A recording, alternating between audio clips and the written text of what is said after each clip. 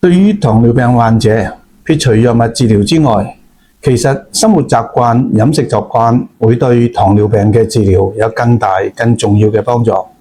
首先，佢哋要喺飲食方面要作出犧牲，減少食用糖分高嘅食物，譬如粥粉麵飯，呢啲都係會升高血糖嘅。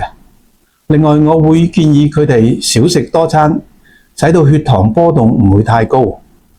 再者，我係會建議糖尿病嘅病人做多啲運動，因為通過運動對降糖嘅作用比藥物係更好同埋更少副作用嘅。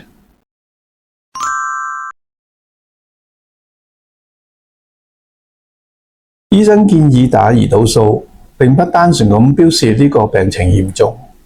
處於以下情況，醫生都會建議糖尿病嘅病人打胰島素。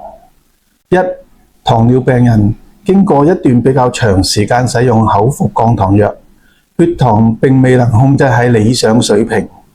二、糖尿病人已經出現咗心血管同埋腎臟損害嘅情況之下。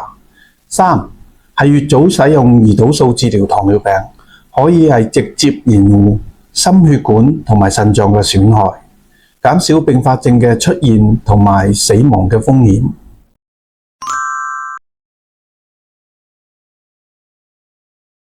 糖尿病患者使用連續嘅血糖監測機有兩方面嘅好處。第一，對於醫生而言，可以掌握糖尿病患者每日唔同時間餐前同埋餐後嘅血糖變化，對於掌握病人嘅治療有實質幫助。第二，對於糖尿病患者本身，可以時刻知道自己嘅血糖水平，喺控制飲食方面有絕佳嘅幫助。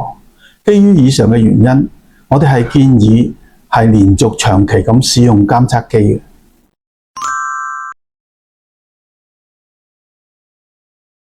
糖尿病並唔影響患者嘅生育能力。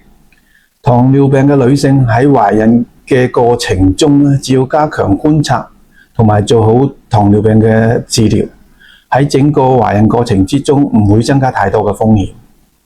另外，糖尿病唔係一個遺傳性嘅疾病，到現時都未發現到任何基因與糖尿病有關嘅。